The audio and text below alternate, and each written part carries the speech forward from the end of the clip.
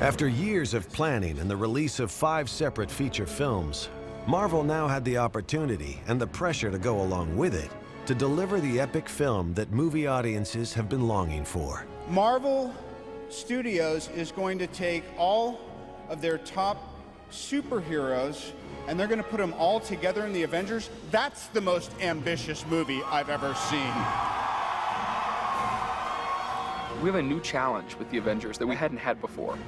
Not only do we have comic books, we now have movies that people fall in love with. We gotta look back at Iron Man 1, we gotta look at Iron Man 2, we gotta look at Hulk, we gotta look at Thor, we gotta look at Captain America, and let's see what we've established, how our own filmmaking can inform the storytelling that we're gonna do on this film. So it makes for a unique challenge when putting Avengers together, because it's really, how do we pay off this cinematic universe that we've established? How do we give fans of the movies what they want while still honoring fans of the comics and giving them what they want as well? That's the guy. That's the thunder guy. We're talking about a more complex piece of machinery here, trying to interface these characters to where they all make sense, all have arcs, and nobody has to do too much heavy lifting, though everybody gets their day in the sun. What a massive challenge. Impossible, really, in so many ways, to really assemble all these characters that normally are number one to carry that movie. The only thing I really had to worry about was making these people matter to the audience. The only way you can approach anything is through the relationship to the character. Do the people care? We're casting personas that have already been proven to work when you put them all together. Tony Stark, Hulk, Thor, Cap, they're such different personalities, right? So you cast the best person for those personalities, you do your job right, when you put them together, it's going to be as fun as it is in the comics. For movie audiences, most of the... Captain, it'd be my genuine pleasure. In addition to new characters, the filmmakers decided to give the Hulk a makeover, casting actor Mark Ruffalo in the iconic role. I'd always felt that Mark was the guy to play Bruce Banner because there's something immensely introspective and affable about the guy. It's good to meet you, Dr. Banner. Your work on anti-electron collisions is unparalleled, and I'm a huge fan of the way you lose control and turn into an enormous green rage monster. Thanks. This idea of bringing like this darker, a different kind of more humanistic moving Hulk was really exciting and compelling. Filmmakers also used cutting-edge technology that gave Ruffalo the chance to leave his imprint on the character. Before, they've always been a CGI creature that very much was a CGI creature. But now with the motion capture technology that we have, you know, we're building every expression and movement that the Hulk does off of Mark. It's a real creature, you know, it's very human. There's a sense of humor there. There's an ability to communicate. And he's dangerous, incredibly dangerous. He's a wild animal.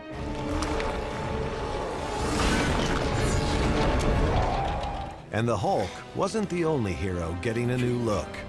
We weren't looking to do like X-Men, solidifying them through certain design choices to feel as a unified team. They're not a unified team for much of the film. That's kind of the point of the Avengers. You know, we did do things like decide, you know what, when Thor's on the helicarrier and when he's standing next to people that are relatively in normal costumes, we're going to take off his cape, we're going to take off his sleeves, we're going to take off his outer armor point. So he's still very much this Asgardian god standing amongst them, but isn't, you know, standing over them like a statue. No one told me it wasn't a fancy dress. This is embarrassing. When I first met Joss about the film, he goes, there's a couple of things I want to change. I want to make the hammer big, just like 10–15%. So the hammer's bigger. It's a slightly different design. I think it looks prettier. Well, pretty is the wrong word. It looks, no, it looks, there's a bit of class to it, you know? There is. It's not quite as rugged as the other one. These guys come from legend. They're basically gods. There's only one god, ma'am. And I'm pretty sure he doesn't dress like that. Bringing Captain America into the modern day, he's going to have a new suit, a new outfit that S.H.I.E.L.D. has designed for him. Clearly, S.H.I.E.L.D. loved this notion of having Captain America back, and they wanted a big, bright red, white, and blue costume to go along with it. The people in this room, which one is A, wearing a spangly outfit, and B, not of use? It's a different uniform. It obviously is a bit more sleek. The first uniform had to look not only period, but somewhat utilitarian. It's wartime, so it has to look like it would function on a battlefield. This one just looks a little bit more modern and slick, and it's, on a personal level, it's incredibly more mobile. It's, you know, it's much nicer to get in and out of. And Iron Man, of course, working on his suits, that color scheme is pretty well defined by now. His suit always evolves. He's always upgrading it. He's always coming up with new ideas and new gadgets for it. and everybody knows what color Hulk is. So we're not messing with that formula. We're taking the formula, which has worked for so long in one medium, and trying to do as good a job as possible bringing up to that big silver screen. The thing about the Avengers is it's a story of people who really have no business being in the same movie. Sort of the glory of the Avengers is the dissonance you get between the Hulk and Thor and Captain America and Iron Man and Black Widow and Hawkeye. These guys are going to come up against each other. They're not going to get along. And when you don't get along with the Hulk, you don't usually talk it out.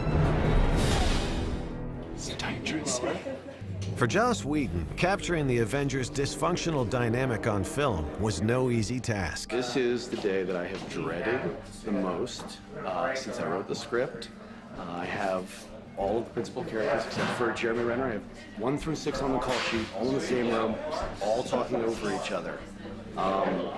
Writing the scene was horrifically difficult, but more importantly, shooting it seems next to impossible, except that everybody is so dialed in. They're doing so well that nobody's noticed that I have no idea where to put the camera or what's actually is going on. Excuse me, do we come to your planet and blow stuff up?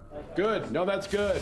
It's not like the Avengers come together and it's like a big party and we all love each other. You're not going alone. You gonna stop me? Put on the suit. Let's find out. I'm not afraid to hit an old man. Put on the suit. It's like everybody's fighting and hating and making fun of each other. Man, I feel like there'd be like a little improv on the ground there. Like I put on like an animal mask and we start really saying how we felt about each other. Then we suit up. It's like the most dysfunctional family you'd ever meet. They come into this group and think, we don't fit together, you know? You have all of these different egos and personalities trying to come together to serve something greater than ourselves.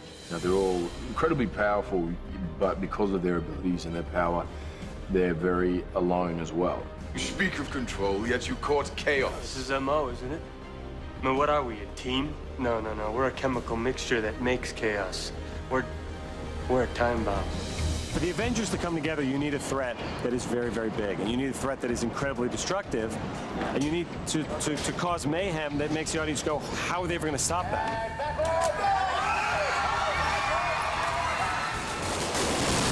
Today we blew up the whole world. I don't remember writing anything quite as big as what we just shot. I don't think anybody's left alive, including the Avengers, so that might turn out to be a problem later on.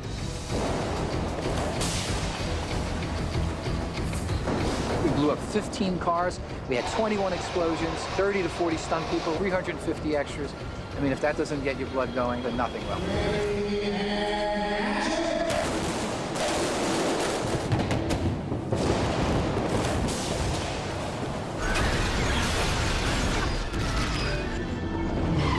Stark, you seeing this?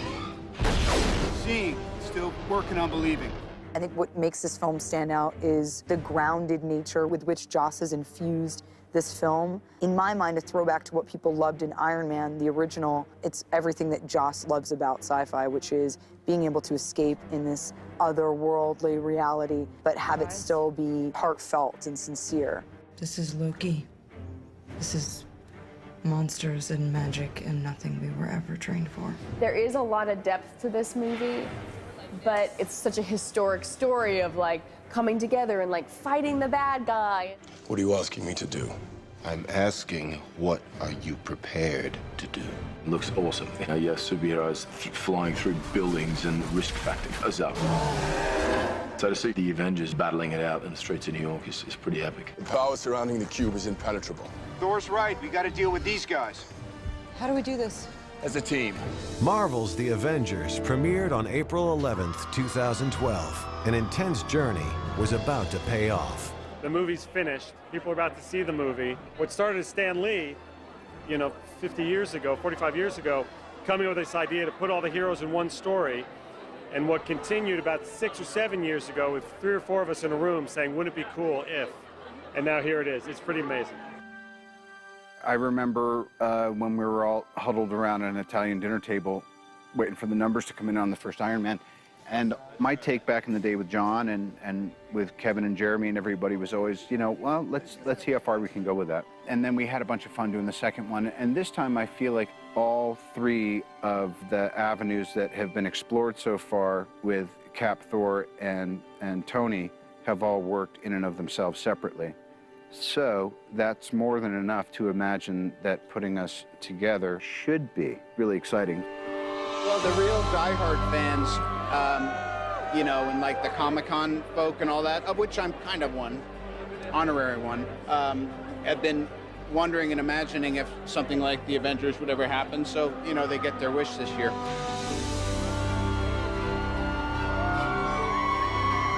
That is when it all makes it worthwhile. All that hard work, when you hear the laughter and the clapping or the wow or the sadness, you feel it. You can actually feel it in the theater. And that for me is everything. If we could create that for any generation or any kid when they go see that movie and you go, wow, that was cool. We really put a lot into this. We work really hard to give the audience the best experience possible. It's truly a remarkable feeling. The idea that these 6 years have all paid off and being here tonight on Hollywood Boulevard at the El Capitan with the entire cast of the Avengers, and we're finally making the movie and we're finally getting to show it to the world, the most exciting thing in the world. So it's been going on for 6 years now, obviously. We've got Iron Man 2, Thor, Captain America.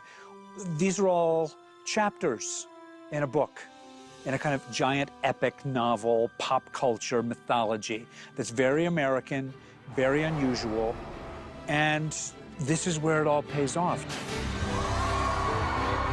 We're all just stewards of these characters, which is amazing. I wouldn't want to be doing anything else. This is the culmination of many, many years of work for us at Marvel Studios. But who knows what will happen, you know, as we go off into the future.